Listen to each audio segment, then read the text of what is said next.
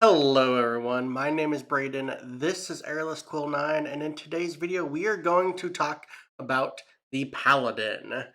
So, here we have the 2024 Paladin as it appears in the 2024 Player's Handbook, and over here I have the 2014 version of the Paladin.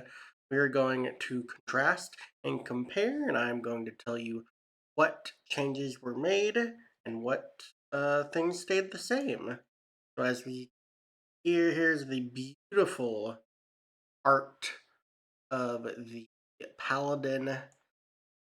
We still have, it looks to be a half orc here, or this would actually be an orc. Over here we have a half orc because the half orc was in the 2014 version of the Player's Handbook, and now we have the full orc in the 2024. So, very nice art there. I do like that a lot. We have the Sacred Weapons Radiant Sword, and yeah, you have a Devout Warrior of Sacred Oath. So, the primary abilities of the Paladin are Strength and Charisma. That is not changed. We still have a D10 hit die. We still have a Wisdom and Charisma saving throw proficiency. Our skill proficiencies, we choose 2, Athletics, Insight, Intimidation, Medicine, Persuasion, or Religion. We have simple and martial weapon proficiencies. We have armor training in light, medium, and heavy armor and shields. So this is all pretty much the same. For equipment, we choose A or B. A is chainmail, shield, longsword, 6 javelins, a holy symbol, a priest pack, and 9 gold pieces. Or we can take 150 gold pieces and buy our own equipment. That's all good and nice. This is, or A is pretty similar to what we had here. However, you get a extra weapon and javelin in this scenario, which is pretty good. All right, now let's get into feature changes. So, the main change is that Divine Sense, well, not the main change, one of the changes is that Divine Sense is no longer at level 1. At level 1, though, we still have Lay on Hands. However, Lay on Hands has been changed to a bonus action, which is pretty decent. Also, let me point this out that I have played the 2020, so I am well aware of some of the changes and how it functions. And so I will give my thoughts about it as we look through here. Also, a part of the new Lay on Hands is that you can expend 5 hit points to remove the poison condition from the creature you touch. In the old version of Lay on Hands, you could remove diseases or poisons that were affecting creature. This is no longer the case in the version. You just remove the poison condition. And diseases aren't, as far as we know, aren't in the new rule set as much. They may be present in the 2024 Dungeon Master's Guide, but we have not seen evidence of that just yet. We do know that there will be curses. They have not said anything about diseases. So, also at level 1, we now get our spell casting, which we previously got at level 2, so that's a pretty nice change. You do have a column that tells you how many spells you can prepare. It is no longer half your paladin level plus your charisma modifier, so it is slightly different. But you do end up getting up to 15 spells prepared, and you do have additional spells prepared, or that are always prepared depending on which subclass you have.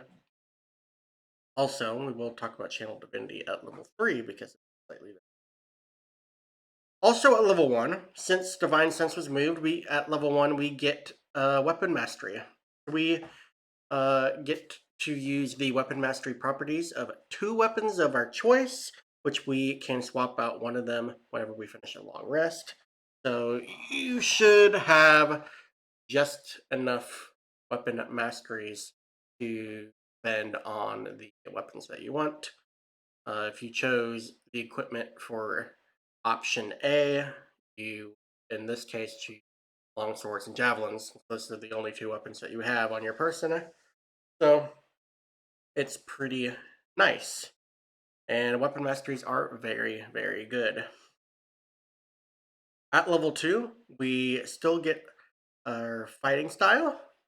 We do have added here a option that was present in Tasha's Cauldron of Everything that allows us to choose two cleric cantrips of our choice, and we can swap out one of them whenever we gain a level in the Paladin class.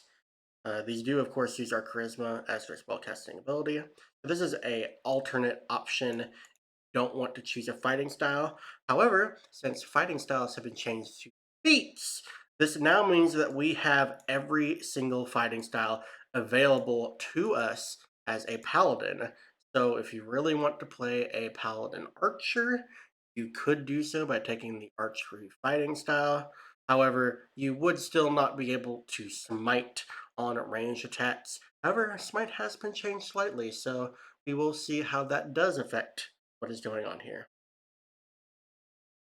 At level 2, we no longer have Divine Smite, we now have Paladin Smite. Paladin Smite lets us always have the Divine Smite spell prepared, and we can cast it once per long rest without expending a spell slot. Now, a lot of people are going to be upset about this because this means that you do have to cast a spell called Divine Smite. You can't just cast it as part of the weapon. And the casting time for Divine Smite, as well as every other Smite spell, is a bonus action. However, the casting times have been changed slightly. You cast the spell immediately when you hit with an attack.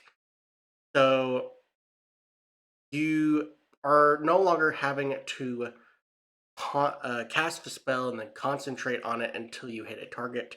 So it is much simpler in this way.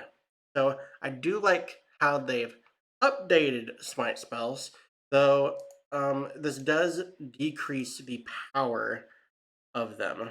So as you can see here, the casting time now is one bonus action, which you take immediately after hitting a target with a melee weapon or an unarmed strike.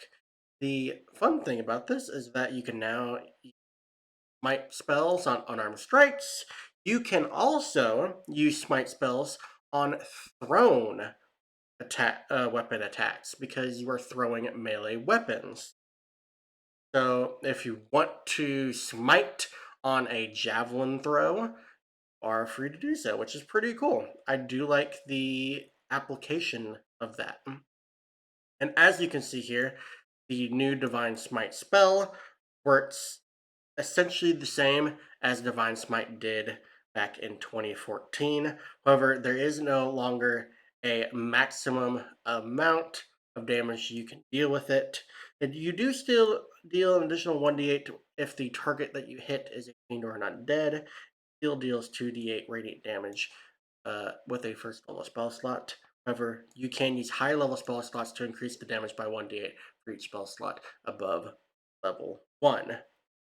So, depending on what spell slots you have available, you could potentially, if you wanted to do a one level dip into Paladin and the rest into a Charisma class, let's say Sorcerer, you could potentially at level 20 be casting 9th level Divine Smites if you really wanted to. That is now an option. However, really the only way to get the Divine Smite spell would be to have at least one level in Paladin, because there aren't any feats that can pick up the spell. Now, Divine Health has been completely removed because disease isn't really a thing in the 2014 Player's Handbook, at least or in 2020 in the 2024 rules, as far as we know.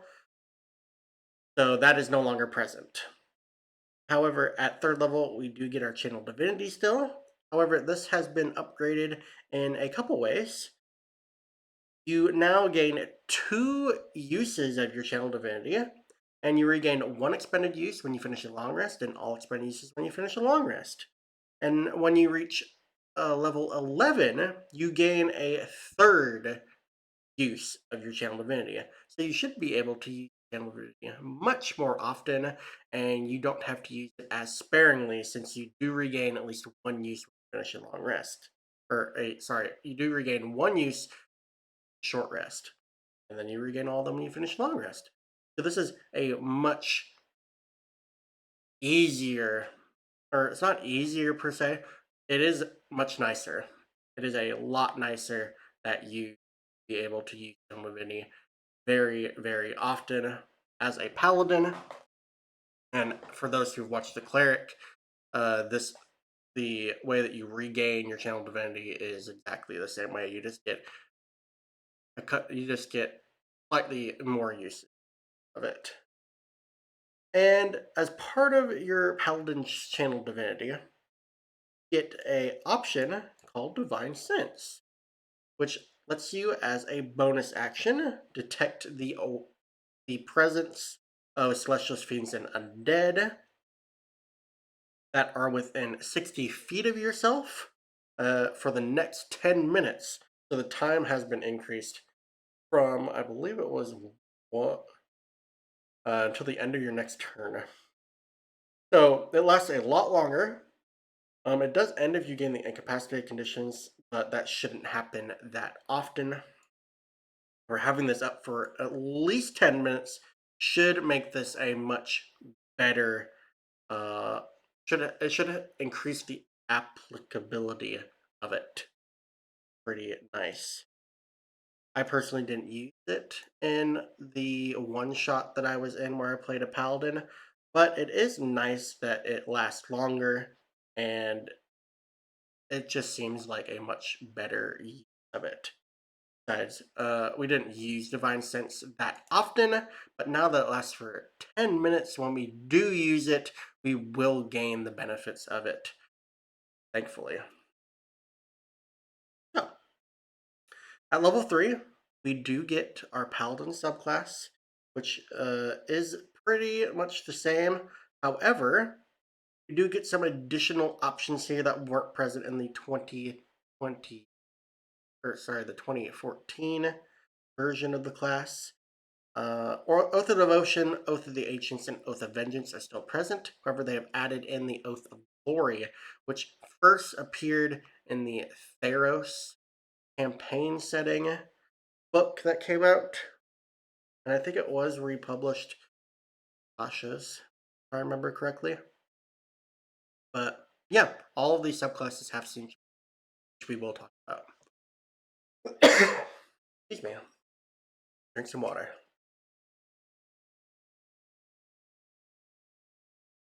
There is a small sidebar here. It talks about breaking your oath. It just gives some guidance on what would happen if you, as a paladin, break your oath, and then you and the DM get to decide how that will be reflected. Um, the suggestion here is that you take on a more appropriate subclass since you've broken your oath in the previous one, but you could choose older options that aren't present in here. Everything backward compatible. It's just entirely dependent on what the player and the DM want to in that scenario. So at level 4, we get our ability score improvement feat, or another feat of our choice for which we qualify. We gain this at levels 4, 8, 12, and 16. This is pretty much the same because at 19th level we do get the option of taking boon or any other feat. So this is pretty much the same, except for the epic boon, which is pretty good. At level 5, we still get extra attack, which is great. Also at level 5, we get a new feature called Faithful Seed, we always have the Find Steed spell prepared, and we can also cast it once without expending a spell slot every long rest, which is. And Find Steed has been changed quite significantly. There's now a special stat block for the steed that you summon. You do get to choose whether it's Celestial, Fey, or Fiend, and your option does give you some special bonus actions that that steed can do. And then this summon will be better depending on the spell slot that you spend when casting it. You do cast it at its base level when you use the free casting of it, but you can upcast it if you wish. And it's not bad. It's decent. I did end up using this, and it lasted maybe a turn, but I liked the option of being able to summon a steed because it did get me to where I needed to be before it was taken out. Alrighty. Now at level 6, we do get our aura protection. The wording of this has been changed slightly. It is a 10-foot emanation that originates from us. Emanation is a new term. It's basically an aura that radiates around you. The aura does become inactive when you have the incapacitated condition. This is slightly different. It used to be that we had the aura active as long as conscious. The aura does act the same though. We still grant ourselves and our allies in the aura bonus to our saving throws equal to modifier. So this works exactly the same. However, they did add in this sentence here to where you can only benefit from one aura protection at a time. So if there are multiple paladins in the party, you cannot stack auras of protection. They might have clarified this in Sage Advice, but now they've added it in the base ability, so there's no question on how this works. At level 9, we get a new feature called Abjure Foes. As a magic action, we can expend one use of Channel Divinity to overwhelm foes with awe. As you present your holy symbol or weapon, you can target a number of creatures equal to your charisma modifier, minimum of one creature that you can see within 60 feet of yourself. Each creature must succeed on a wisdom saving throw or have the frightened condition for 1 minute, or until it takes any damage. While frightened in this way, a target can do only one of the following on its turns: move, take an action, or take a bonus action. This is a pretty nice feature. I did not use it because I didn't find myself in a scenario where I needed to use this specific ability, but um, it is a very nice feature. Being able to frighten targets for a full minute or until they take damage, and having the frightened condition limit them to only a movement, an action, or a bonus action is pretty good. It is a very nice feature. So I have no complaints about it at all. At level 10, we get Aura of Courage. This function is pretty much the same. However, they did change the wording slightly. While you and your allies have immunity to the frightened condition while in your aura of protection. If a frightened ally enters the aura, that condition has no effect on that ally while it is there. So, yeah, they changed the wording slightly, but it functions the exact same way. The aura protection basically grants immunity to the frightened condition, which is great. At level 11, we get Radiant Strikes. This lets our melee weapon and unarmed strikes deal an additional 1d8 radiant damage. This function is pretty much the same as improved Divine Smite. However, we now can apply it to unarmed strikes. And we could potentially um, also apply it to attacks. I guess you could in the old version. Yeah, essentially. But yes, this is a great feature. I like Radiant Strikes. At level 14, we get Restoring Touch, which is a reworked version of Cleansing Touch. We can, when we use Lay on Hands, we can also remove one or more of the following conditions from the creature: blinded, charmed, deafened, frightened, paralyzed, or stunned, which is pretty great. You have to expend 5 hit points from our healing pool of Lay on Hands on each of the conditions that we remove. Don't get to do it just for free. However, this is pretty great, especially the stun condition. There are not a whole lot of spells that actually end the stun condition on creatures. So having an additional way to end it is pretty great. Also, blinded, charmed, deafened, frightened, paralyzed. These are all great conditions that you'd want to remove on creatures that may have them. The old version did let you end a spell on yourself or a willing creature that you touched, but I do think this is slightly better. It is definitely more applicable, so I do like it. It is very cool. At level 18, we get our Aura Expansion, which increases our Aura protection to a 30-foot emanation. This is amazing. And then at level 19, of course, we get our Epic Boon feat, or we could choose another feat for which we qualify. You will definitely want to choose Epic Boon feat. The one that they suggest here is the Boon of True Sight, which is decent. It does grant you True Sight to a range of, I believe, 60. I don't know why it didn't go all the way to it. Yep, so you have True Sight to a range of 60 feet, and you get to increase one ability score of your choice by one to a max of 30. I don't think this is the best Epic Boon feat for you to choose for Paladin, but it is a decent option if you so choose. Alright, so there are a couple spell changes. I don't know exactly what all of them are. There are some improvements though. Divine Favor, for one, has had concentration removed from it.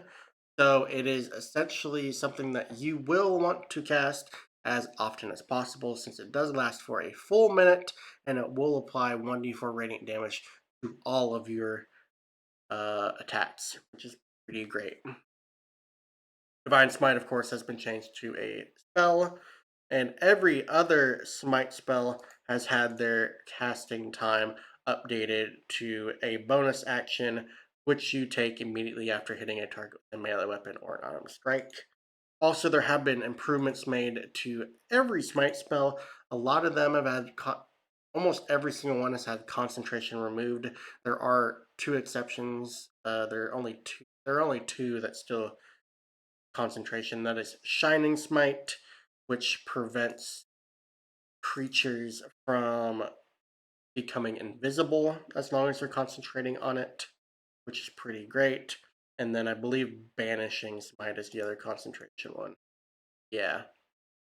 As long as you're holding concentration, the creature is banished. So there. Yeah, there are some great options here. Do get the Summon Celestial spell added to your spell list, which I don't believe was in the old Paladin.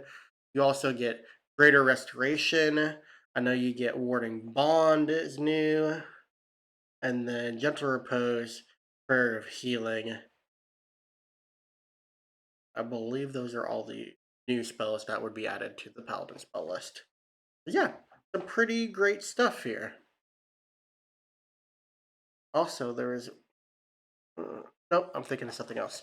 But yeah, your spell list is looking pretty good as a paladin. Pretty great. All right, let's get into paladin subclass changes. So, our first subclass here is the Oath of Devotion.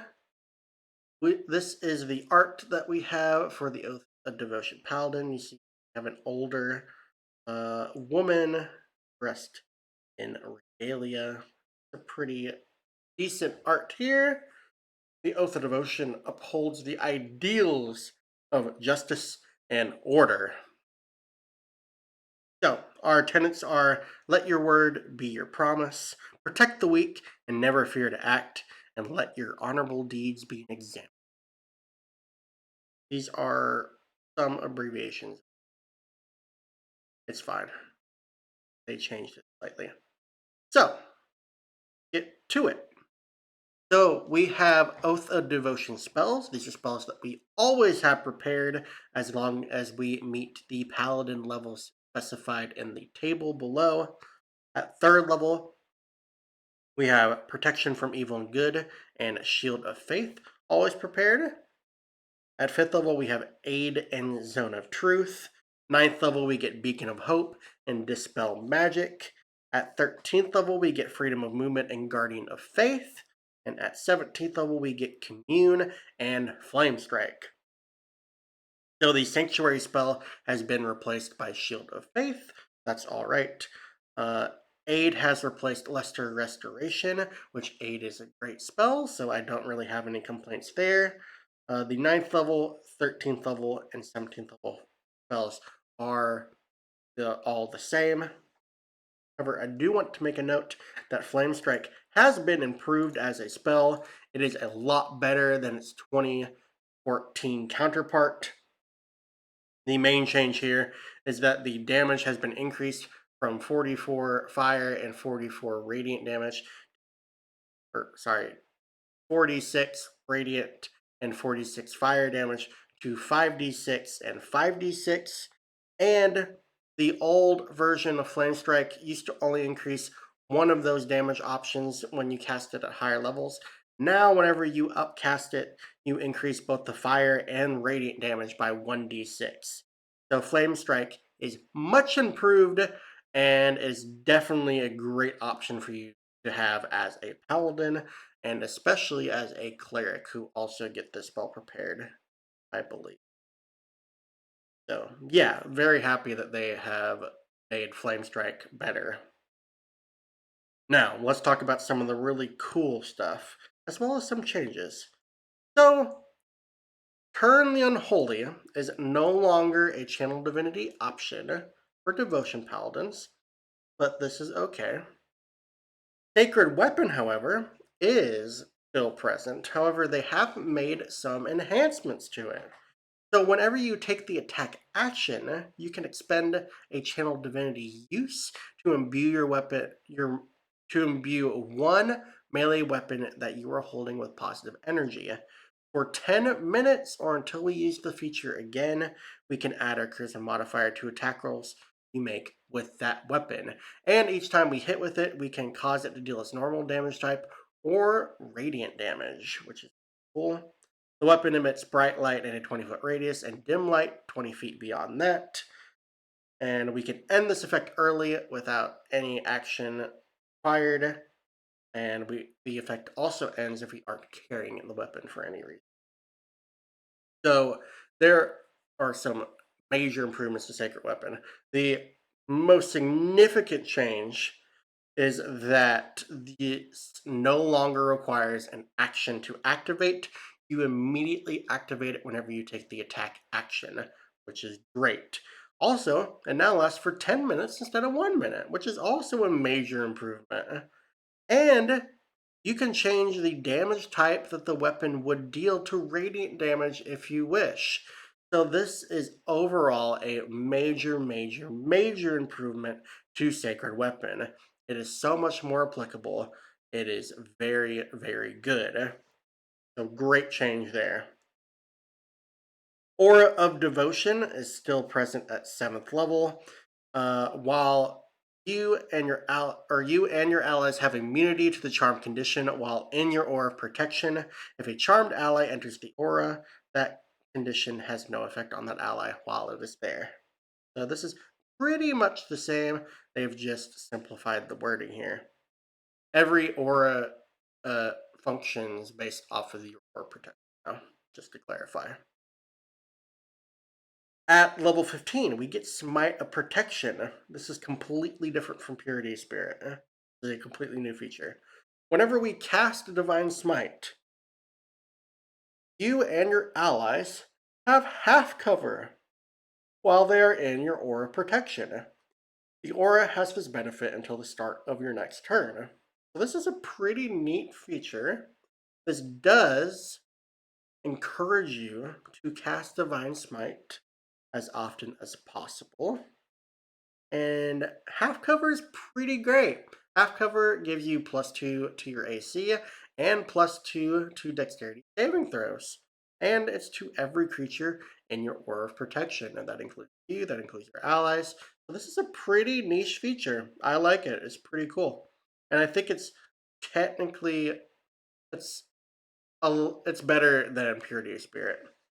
I mean, granted, Purity Spirit did let you cast Protection from Evil and Good, which gives disadvantage on attack rolls against you. Or no. Yes. As long as those creatures are aberrations, celestials, elementals, fae fiends, and undead. This was pretty niche and didn't always come into effect. This will always function, which is pretty nice. Now, Holy Nimbus at 20th level has seen some slight changes. It is now a bonus action, so it imbues our aura of protection with holy power for 10 minutes or until we end them, which is no action required. So this is also increased duration. Once we use this feature, we can't use it again until we finish a long rest, but we can restore use of it if we expend a 5th level spell slot to do so. It does not require any action. So you can use it more than once per long rest if you so wish, which is a nice improvement. The benefits that it grants us are Holy Ward, which gives advantage on any saving throw you are forced to make by a fiend or an undead, which is great. Radiant damage. Whenever an enemy starts his turn in the aura, the creature takes radiant damage equal to our charisma modifier plus our proficiency bonus, which is pretty great as well. And sunlight. The aura is filled with bright light that is sunlight. Really good against vampires or anything that has sunlight sensitivity. So yeah, that's really good. Holy Nimbus is pretty great. The radiant damage will probably end up being more than the old version because it should be your charisma modifier plus your proficiency bonus. Your proficiency bonus is going to be +6 at 20th level, and ideally your charisma modifier probably won't be any lower than a +4 as long as you have made sure to maximize the potential of that ability score. So you should be dealing at least 10 radiant damage. You may be eking out 11, which would be pretty cool. So that is the aura or the Oath of Devotion, and I think it's has some pretty great improvements. It's definitely good. Now, Oath of Glory. This is the subclass that I tried out in my playtest. So, our tenets are endeavor to be known by your deeds, face hardships with courage, and inspire others to strive for glory. So, at level 3, we get Inspiring Smite. This is one of the options that we had here. Immediately after you cast Divine Smite, you can expend one use of your channel divinity and distribute temporary hit points to creatures of choice within 30 feet of yourself, which can include you. The total number of temporary hit points equals 2d8 plus your paladin level, divided among the chosen creatures however you like. I did use this feature, and yes, it was very useful, so this is pretty great. At level 3, we get our Oath of Glory spells, which are always prepared for us. At 3rd level, we get Guiding Bolt and Heroism. At 5th level, we get Enhance Ability and Magic Weapon. And I do want to point out that the new version of Magic Weapon no longer requires concentration, so this spell is pretty great now. At 9th level, we get Haste and Protection from Energy. At 13th level, we get Compulsion and Freedom of Movement. And then at 17th level, we get Legend Lore and Yolanda's Regal Presence. This is the 17th level spells are completely different from the old Oath of Glory Paladin, but I think it's fine. Legend Lore is pretty good at gaining information. And Yolanda's Regal Presence is a new spell that is pretty good. It gives you a 10-foot emanation for a 1-minute concentration spell. And any creature that enters the emanation ends its turn there, or whenever the emanation enters the creature space, has to make a wisdom saving throw. On a fail, they take 46 psychic damage and they gain the prone condition, and they're pushed 10 feet away. And then on a successful save, they take half as much damage. So, decent spell. Pretty decent. This is a pretty good spell list. I don't have any complaints here. Haste is obviously the big one here, but also having Guiding Bolt is pretty great. This art is also pretty great. Well, I like this art. Also, at level 3, we do get Fearless Athlete. It was not forgotten. So, as a bonus action, we can spend a use of our Channel Divinity to augment our athleticism for 1 hour, usually 10 minutes. You have advantage on Strength Athletics and Dexterity Acrobatics checks, and the distance of your long and high jumps by 10 feet. The only thing that took out of here was the the doubling of your carry, push, drag, and lift capacities. But that's fine. It's almost completely unchanged, except for the increased duration, which is pretty great. You should be able to get a lot more use out of this when you do use it, considering the increased duration. So yeah, pretty good. Aura of Alacrity has actually seen some improvements. So, Aura of Alacrity, our speed increases by 10 feet. Awesome. In addition, whenever an ally enters our Aura protection for the first time on a turn, or starts its turn there, the ally's speed increases by 10 feet until the end of their next turn. This is great. That means as long as a creature walks through our aura protection on their turn, they will get this speed increase. They no longer just have to start their turn inside of it. And it's pretty great. I like this a lot. This is pretty good. It's a great improvement. The Aura of Lacti is great. At level 15, we get Glorious Defense. When you or another creature that you can see within 10 feet of you is hit by an attack roll, you can take a reaction to grant a bonus to the target's AC against that attack, potentially causing it to miss. The bonus equals your Charisma modifier. If the attack misses, you can make one attack with a weapon against the attacker as part of this reaction if the attacker is within your weapon's range. You can use this feature a number of times equal modifier minimum once, and you regain all expended uses when you finish a long rest. It's still a great feature, and it's pretty much completely unchanged. So yeah, it's a good feature. I like it.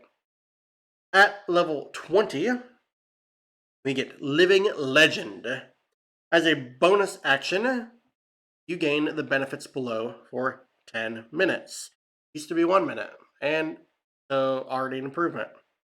We can use this feature once per long rest, and we can also regain our use of it if we spend a level 5 spell slot. This is going to be a thing in every single subclass, as we will see. And the traits that we get from this feature are Charismatic. We have advantage on all charisma checks, which is great. Saving throw reroll. If we fail a saving throw, we can take a reaction to re-roll it, and we must use the new roll. This is pretty good as well. Unerring Strike. Once on each of your turns, when you make an attack roll with a weapon and miss, you can cause that attack to hit instead. That's also pretty good. Shouldn't be missing that often, but it ensures that you do hit. So, yeah, Living Legend, pretty good capstone. I like it. Be pretty useful. Oath of the Ancients. Oath of the Ancients is our third subclass here.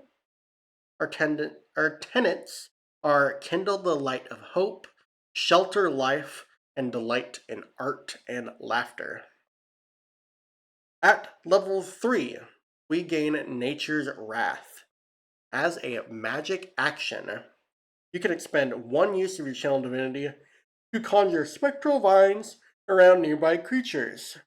Each creature of your choice that you can see within 15 feet of yourself must succeed on a strength saving throw or have the restrained condition for 1 minute. A restrained creature repeats the save at the end of each of its turns, ending the effect on itself on a success. This has been greatly improved. First of all, the range of it is now 15 feet. It used to be 10. It also used to be one creature that we saw within the range. Now it's each creature of our choice. So that is a major improvement. And it used to be that the creature,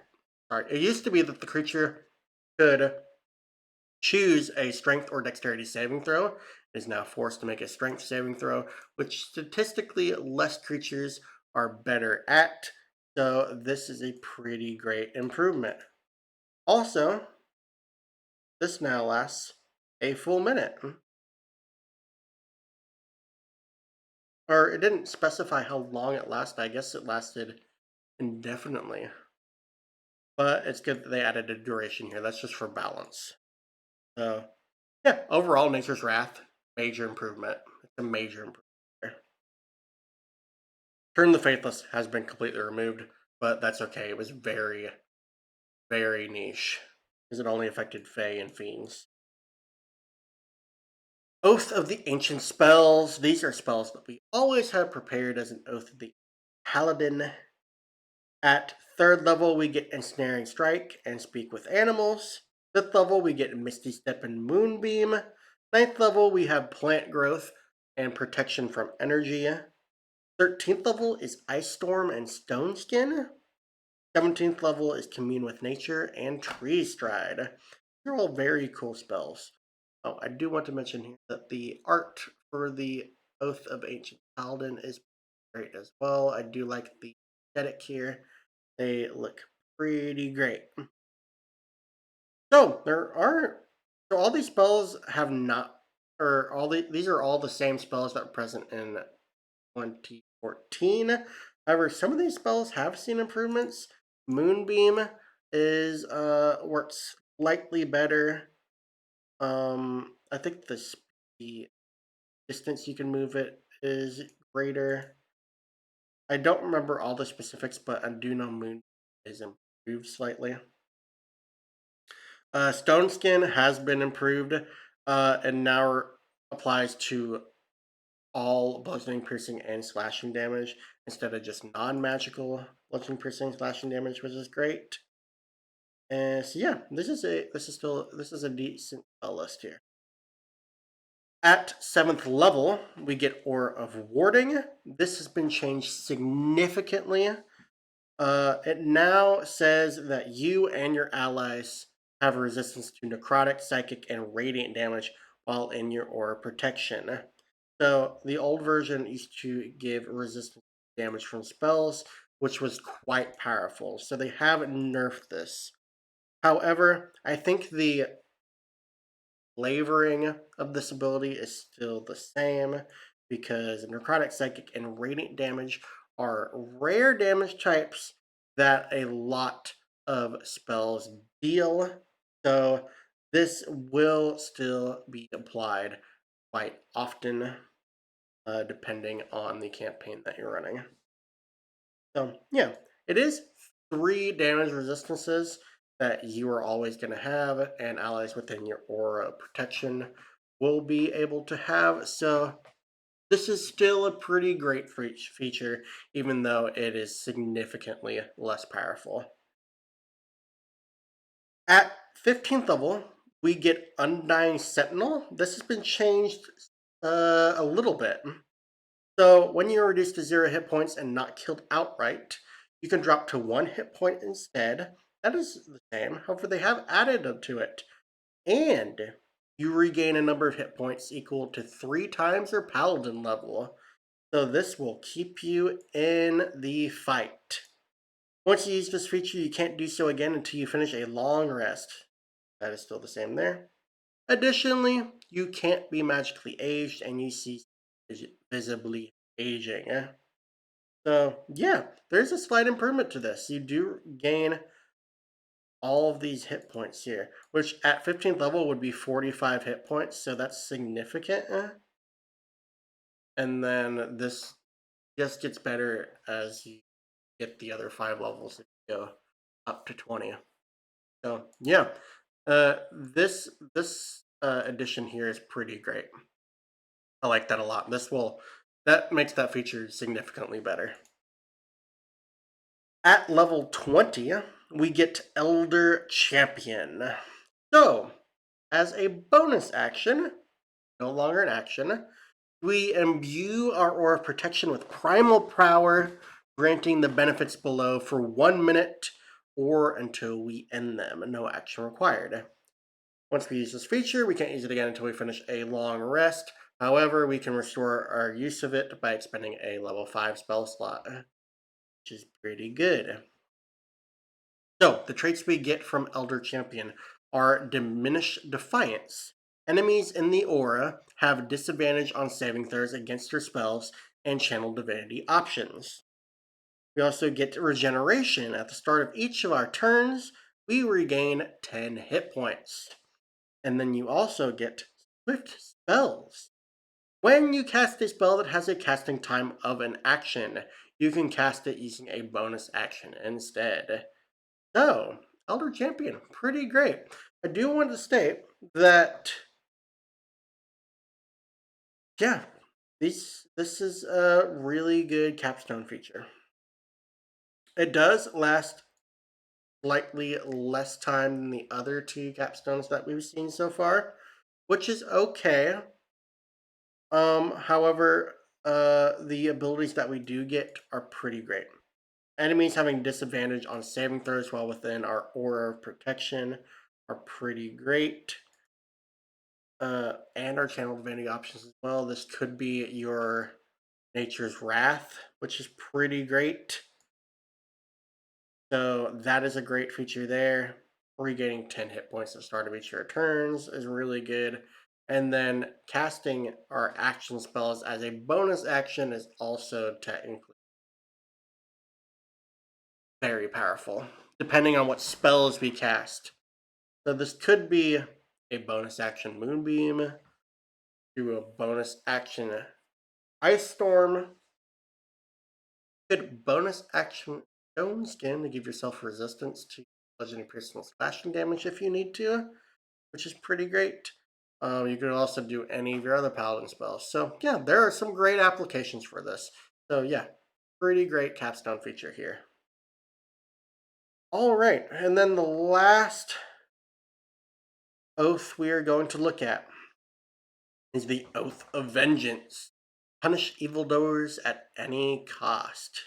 Show the wicked no mercy, fight injustice and its causes, aid those harmed by injustice.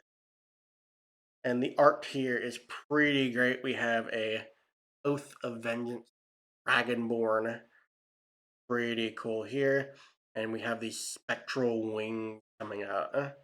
Electroconic in nature. So, pretty cool art. So, let's see here. We have our Oath of Vengeance spells. I think these are all the same here. These are always prepared for us. At 3rd level, we get Bane and Hunter's Mark. 5th level, we get Hold Person and Misty Step. 9th level, we get Haste and Protection from Energy. At 13th level, we get Banishment and Dimension Door. And at 17th level, we get Hold Monster and Scrying. So, yeah, these spells are this is a pretty great spell list. Some very powerful options. At 3rd level as well, we get our Vow of Enmity. Abjure Enemy is no longer present here. However, the Abjure Enemy Channel Divinity option very close to the that we get at 9th level now. So this is okay that we don't get more. Yeah, so level 3 we get Vow of Enmity, which is changed. When you take the attack action, you can spend 1 use of your Channel Divinity to utter a Vow of Enmity against a creature that you can see within 30 feet of yourself. You have advantage on attack rolls against the creature for 1 minute or until you use this feature again. If the creature drops to 0 hit points before the vow ends, you can transfer the vow to a different creature within 30 feet of yourself. No action required. So, there are two major improvements here. Actually, no, there are three major improvements here. So, first off, this is no longer a bonus action.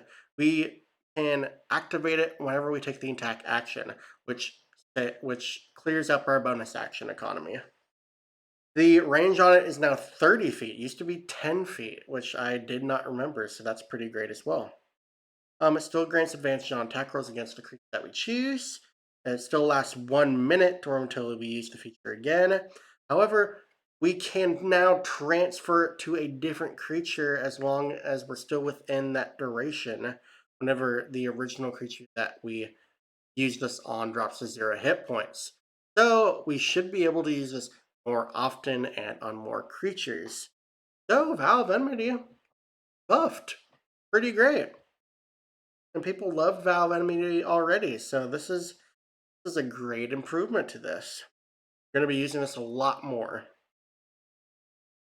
Level 7, we get Relentless Avenger. I think there's some wording changes to this, so let's read through it. When you hit a creature with an opportunity attack, you can reduce the creature's speed to 0 until the end of your next turn. You can then move up to half your speed as part of the same action. This move doesn't provoke opportunity attacks. So, this feature was actually improved. So this has part of the Sentinel feat in it. So whenever you hit a creature with an opportunity attack, you reduce the creature's speed to 0 until the end of the turn, which is really cool. And then you can move up to half your speed as part of the same reaction. Doesn't provoke opportunity attacks. So yeah, this feature was improved, which is pretty great. So as an opportunity attack, you can immediately stop a creature's movement, and then you could also move away from them without provoking opportunity attacks in turn. So yeah, Relentless Avenger was improved. So that's pretty great. I like that a lot. At level 15, we get Soul of Vengeance. Immediately after a creature under the effect of our Vow of Enmity hits or misses with an attack roll, we can take every action to make a melee attack against that creature if it's within range. So, yeah, that's a pretty good feature as well. This would have been slightly better if it said that we could make an opportunity attack against it. Now, it doesn't say that, but it would have been great if it did, because then it would have comboed with Relentless Avenger. I don't know why they didn't do that, but Soul of Vengeance is still a great feature, because it just makes sure that we're using our reaction to hit something basically on our turn. It's pretty great. And then finally, at level 20, we get Avenging Angel. As a bonus action,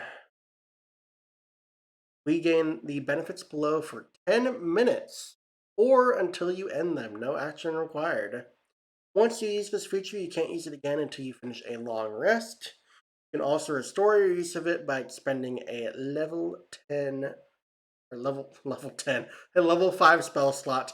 No action required. As you can see, I am tired. The traits we get are Flight. You sprout spectral wings on your back, have a fly speed of 60 feet, and can hover. They added in the hover part, which is pretty great. It did change the use of this feature to a bonus action, which is an improvement, but they did reduce the time down to 10 minutes from an hour, so that is a debuff. However, I think it's pretty much a net positive, because we're basically using this during combat anyways. The second trait that we get here as well is Frightful Aura. Whenever an enemy starts its turn in our Aura Protection, which is a 30-foot emanation now, that creature must succeed on a Wisdom saving throw or have the Frightened condition for 1 minute or until it takes any damage. Attack rolls against the frightened creature have advantage. So, no matter what creature that you are attacking, it is almost going to be guaranteed that you have advantage on your attacks against it. So, yeah, Oath of Vengeance, still a great subclass. It is still very powerful. You are going to have advantage on almost every attack you make with it. So you should be always hitting your targets. Will also be dealing additional damage thanks to spells like Hunter's Mark. And Hunter's Mark is pretty good for the Vengeance Paladin because Divine Smite is no longer, or a lot of Divine Smites, or not Divine Smite, most of your smite spells are no longer concentration, so they will not drop your Hunter's Mark. So, yeah, you'll be getting some good damage potential out of this, and you'll be doing some great combos with this subclass. So, yeah, you're looking pretty good. So, what do I think of the Paladin as a whole? I think that I understand why people are upset that Divine Smite was nerfed. However, I do understand why they nerfed Divine Smite. The main reason was because if a paladin was in your party, the paladin would, of course, as soon as it came to their turn, dump every spell slot they had into Divine Smite and deal as much damage as possible to creatures, and they would just speed through combat. It kind of made the Paladin feel like the main character in most combats. So now that there are more things that you can use as your bonus action, and now that they have changed some things that used to cost bonus actions and have changed them to part of the attack or giving you just additional options for you to do as a paladin, you don't feel as you don't feel encouraged. I don't want to say you don't feel encouraged to use Divine Smite because that's not true. Divine Smite is still a great application for your bonus action, and you will want to use it as often as possible. But it does make you, the class does make you think now about maybe doing something else with your bonus action depending on the situation. So Divine Smite is not always going to be the answer for the Paladin anymore, which I think is okay. You are not going to be dealing as much damage as the 2014 Paladin. And honestly, I feel like that's an okay change. There are now more things for you to do as your bonus action. You're going to be wanting to cast Divine Favor because it lasts a full minute and it empowers all of your attacks. So you'll at least be dealing a d4 damage on all your attacks now. And then if you want to really increase the potential of that, then go ahead and cast Divine Smite. Go ahead and cast any Smite spell. It doesn't have to be Divine Smite anymore because they've made all the other Smite spells scale pretty well. So Divine Smite is going to be the answer if you're fighting Fiends and Undead, but if you're not, you may want to look at your other Smite spells because one of them may be a little bit more beneficial for you to cast than Divine Smite would be in that specific scenario. Divine Smite will deal the most damage potentially, but the other Smite spells add conditions and other effects on the creature as well, so they kind of balance each other out and they give you additional things to do as a paladin. I think the class is improved. It is not as powerful as the old counterpart, but the paladin does hold up when compared to all the other martial classes. And I feel like paladin is in a really good place. You have a lot of fun options, a lot of cool options. You're going to feel cool doing the things that this class provides. If you want to play the Oath of Vengeance, you can be doing Divine Favor damage and Hunter's Mark damage, and then go ahead and drop Smite on one of your attacks. You're going to be dealing very good, consistent damage because these are things that you can do that don't conflict with each other as often. Granted, it's going to take you some time to ramp up to that, but that's just the balance. That's just the balance of the game system, and I think that's okay. You are going to be all right. Paladin is still very fun. I felt like I was playing a really interesting character. I felt like I had a lot of options available to me. I didn't feel the need to do Divine Smite as often. I did cast Divine Smite, I did. And I felt good doing it because I was playing the Oath of Glory, and I casted Divine Smite, and then I expanded my Channel Divinity, and I gave my allies temporary hit points, and I felt good doing it. But then I also casted my Fine Steed, which was fun, and then I would buff myself with Divine Favor every combat, and I felt like I was doing something. And let me point out that the weapon masteries also make you do additional effects, so you feel like you're doing a lot on your turn, even though you aren't dealing crazy amounts of damage with a Divine Smite. You're still doing a lot of stuff on your turn, and you still feel like you are contributing quite a bit. At least that's how I felt when I was playing the Paladin. So yeah, I'm very happy with where the Paladin is. I like all the additional options and the changes here. This feels like a much more well-rounded class. It doesn't feel overpowered. I feel like I'm contributing and I feel like I belong in the party, and I have a lot of fun things that I can do. And Dungeons and Dragons is all about having fun. So that's great to me. So yeah, I think the Paladin's pretty great. I don't have any complaints with it. I think it's doing pretty good. And I think the changes that were made were improvements that were needed in order to balance out the game. So yeah, I'm happy with it. So if you're not, that's entirely okay. Let me know what your problems are. I'm sure most of them are going to be about Divine Smite, and I understand your frustrations, but I don't think it's a detriment to the game at all. So, yeah, let me know what your thoughts are. Thank you for watching the video. Please like and subscribe if you want to have more of this content. Next week, I will be tackling Ranger. A lot that I want to say about the Ranger, and I am going to have a special video about the Ranger after we cover Class. So, thank you for watching. Please like and subscribe, and I will catch you all in the next video. Thanks, and have a great day. Yeah.